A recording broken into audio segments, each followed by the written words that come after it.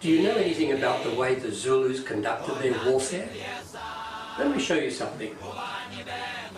This is a fairly typical African throwing spear.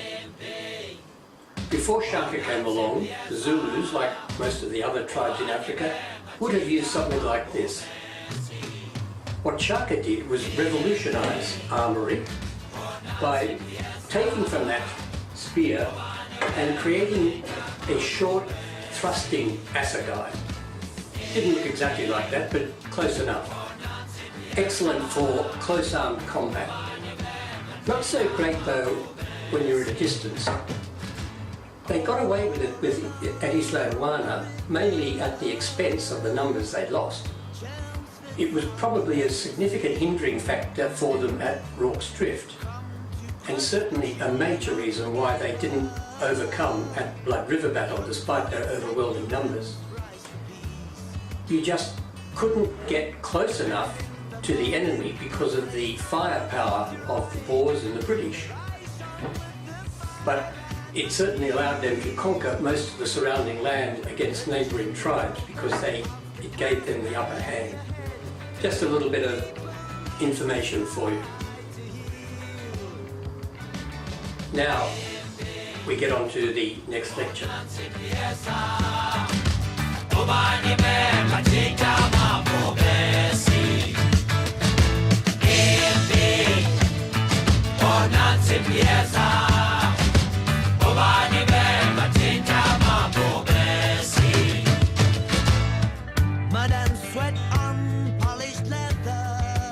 Welcome to Lecture 5 of the South Africa series. This lecture is the second part of the Zulu Empire, and it deals with the Zulu and the British. The previous lecture finished up with Cetshwayo coming to the Zulu throne. But to pick up the relations between the Zulu and the British, we need to go back a little. In fact, we need to go back quite a little. As far back as when the first outside settlers came to Port Natal. This was back in about 1823, and it was a couple of ex-military people left over from the Napoleonic Wars who landed in Port Natal and decided to establish a settlement that might trade with the Portuguese further up the coast and with the Zulus who were known at that stage.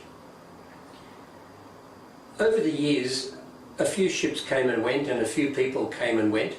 A few ships disappeared, but the settlement was never more than a couple of dozen at most, and more permanently far less than that. But this was the time when Shaka was in full flight, so that there was a need to deal with Shaka right from the outset, because as far as he was concerned even then, Zululand didn't stop at the Tugela River. It went a long way further south, right down against the Horsa around the Kai River. So there were early missions across the Tugela River to Shaka's capital, his kraal. He ceded some land to the early settlers, but that was by way of goodwill. It didn't really mean much. He came and went as he pleased and took what he wanted. So there was a very uneasy sort of lifestyle.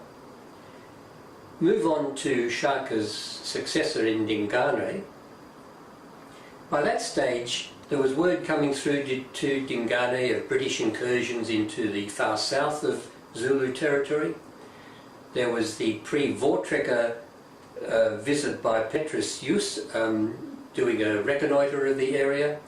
There was a British contingent floating through at one stage doing an assessment of the strength of the armed forces in the area, so-called, all of which was starting to build up a lot of suspicion on the part of the Zulus under Dingane, and a lot of mistrust.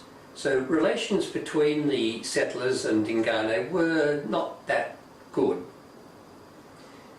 Still, the British weren't to be coaxed into annexing Natal or wanting to make it a colony of any sort.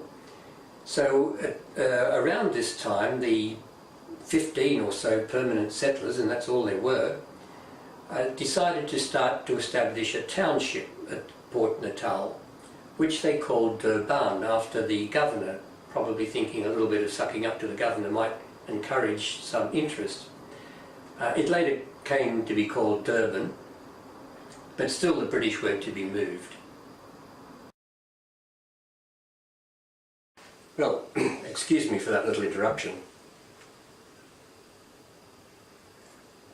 Coffee cups from Africa, just in case you hadn't noticed. Now, where were we?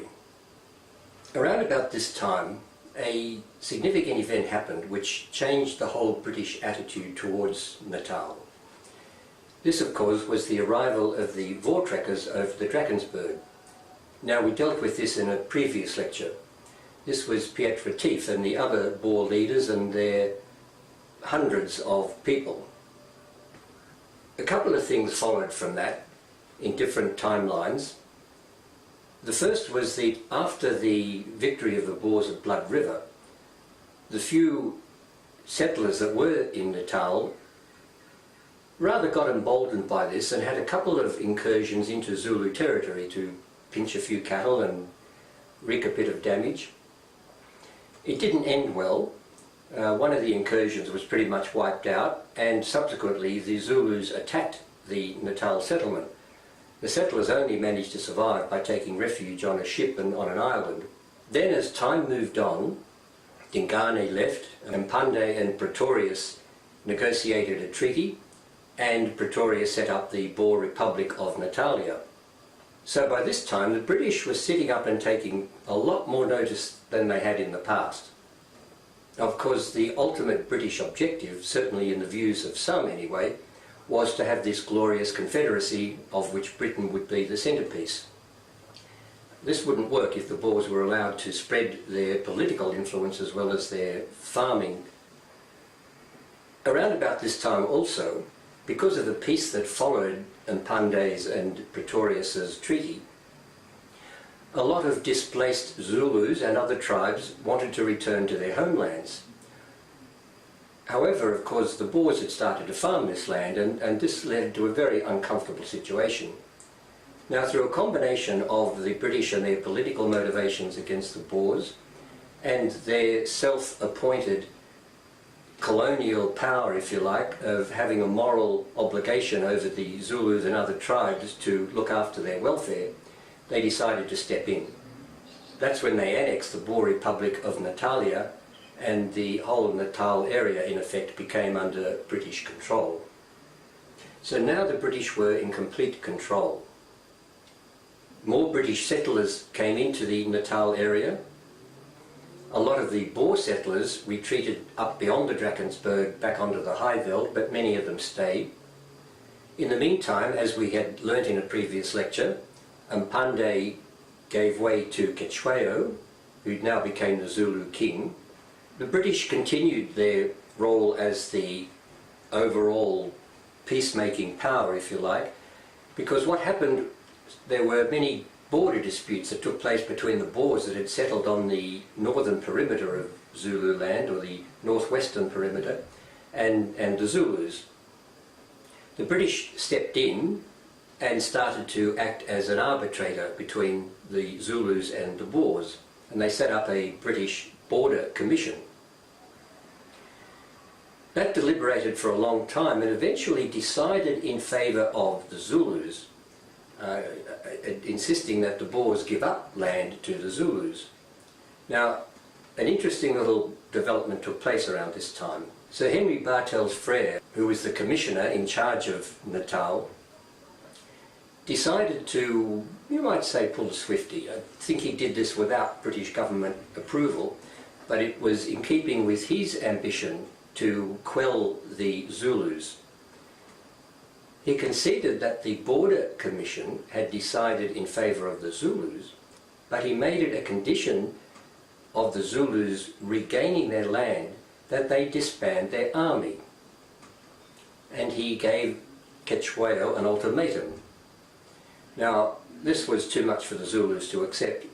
Cetshwayo ignored his ultimatum, and so Frere used that as an excuse to invade Zululand. This happened in January 1879. Lord Chelmsford was put in charge of the invasion troops, and he decided to invade Zululand with 3 columns.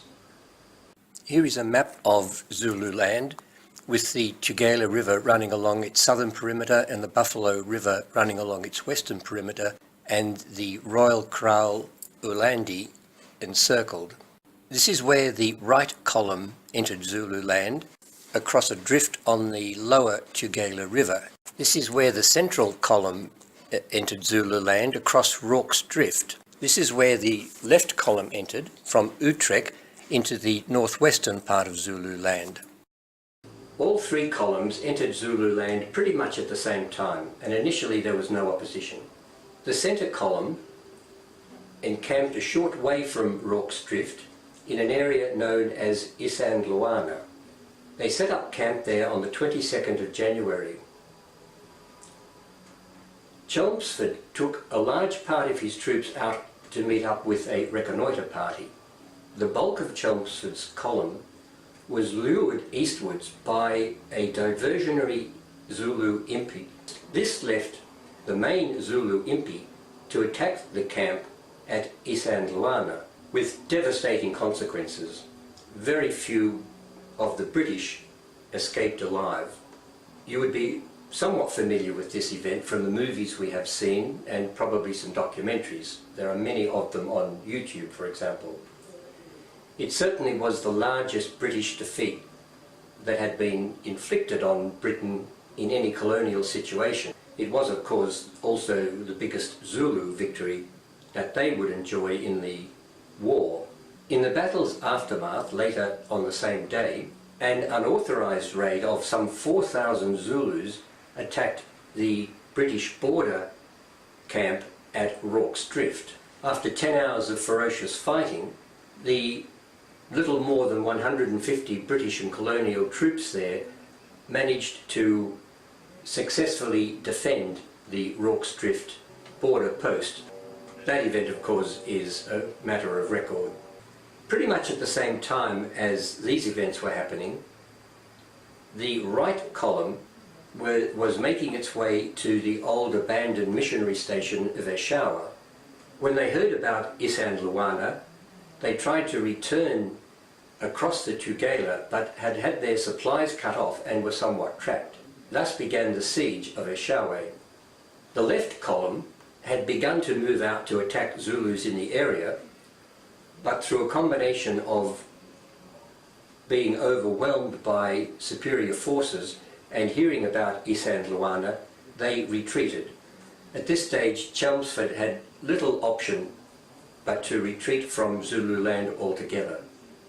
The first foray of the battle was a miserable failure for the British. At this stage, the British, of course, not surprisingly, rushed out significant reinforcements. This was now a matter of British pride.